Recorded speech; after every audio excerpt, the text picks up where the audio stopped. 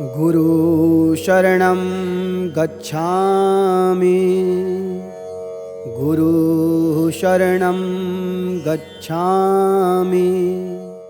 गुरुदेव, बहुत अच्छा साहब। जैसे कि आपने इससे पिछले वाली वीडियो में बताया कि गायत्री मंत्र के बारे में एक भक्त ने नेपाल से हमें लिखा है। उन्होंने प्रश्न पूछा है कि क्या गायत्री मंत्र गोपनीय है? इस पे बहुत विस्तार रूप से चर्चा हो रही है। तो क्या गुरु के आशीर्वाद से इसको बोलना चाहिए, जैसे सर्वसाधारण जनमन इस गायत्री मंत्र का उच्चारण करते रहते हैं, बच्चों को भी सिखलाते हैं। तो उनका प्रश्न ये है कि उन्होंने पूछा है कि क्या जन साधारण को बिना गुरु की आज्ञा के गायत्री मंत्र का जप कर सकते हैं? ये प्रश्न उन्होंने नेपाल से किया गुरुदेव। तो उनकी कृपा करके जिज्ञासा शांत करें। बहुत ही उत्तम, गूढ़ और रहस्यमयी ये प्रश्न है। इसका एक गुप्ताति गुप्तचित रहस्यकम रहस्य का विषय है नारायण। इसमें ये तो एकदम सत्य है जी कि सनातन संस्कृति में जितने भी संस्कार होते हैं जी वो गुरु के द्वारा ही संस्कार कराए जाते हैं, और गायत्री के उच्चारण का आदेश भी गुरु ही देता है। जब हमारे यहाँ यज्ञोपवीत का संस्कार होता है तब भी गुप्त रूप से ब्रह्मचारी के कान में गुप्त रूप से मंत्र दिया जाता है, और दिया गायत्री का ही जाता है जी। तो ये विचार करने की बात है। प्रश्नकर्ता का उत्तर या प्रश्न दोनों बहुत उचित है कि गायत्री बहुत ही गुप्त विषय है, बहुत ही रहस्यमयी विषय है। तो इस विषय को लेकर के अब जब हम इसके प्रचार प्रसार और विस्तार की बात करते हैं जी, तो उस समय जब ये लिया और दिया जाता है गुरु शिष्य परंपरा के अंतर्गत, तब ये गुप्त होता है और गुप्त रहता है और गुप्त ही रहना चाहिए जी।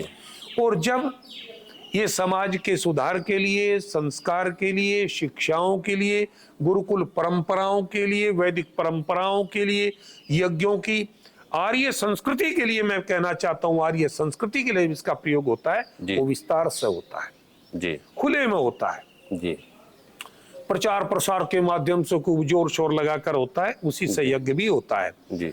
तो ये प्रश्न इतना है कि जब हम इसको एक संस्कार देने की जो प्रक्रिया होती है उसका जब गुरु के द्वारा प्रयोग होता है शिष्य के लिए, तब ये गुप्त रूप से दिया जाता है, कोई दूसरा सुनता नहीं है। वो कान में दिया जाता है और कान में दे करके भी उसको ढक करके, सिर को भी ढक करके बहुत ही मौन रूप से जी, वो भी अंदर मौन रूप से ही उसका सुमरण करता है। गुरु उच्चारण करता है और शिष्य के लिए भी निर्देश होता है वो उच्चारण ना करे, मनसा उच्चारण करे, मन से उच्चारण। ये प्रक्रिया उसकी होती है उस समय की ये प्रक्रिया।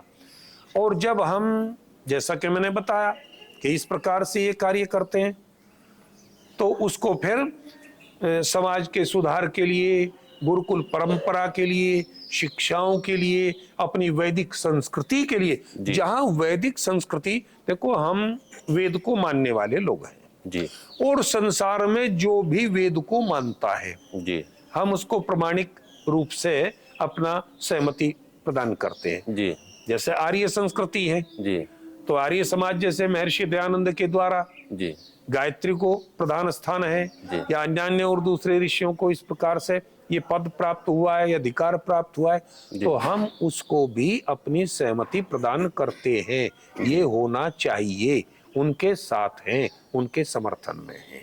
तो गुरुदेव, जन साधारण के लिए आपका क्या आदेश होगा कि क्या उन्हें उच्चारण मंत्रों का घर में पॉजिटिव हो रहा? हाँ, जैसे जनसाधारण में विद्यालय, कई बहुत सारे विद्यालयों में गायत्री मंत्र का उच्चारण बच्चे खड़े होकर प्रार्थना में करते हैं, बहुत सारे विद्यालयों में जी, तो वहां शिक्षक को गुरु माना गया है।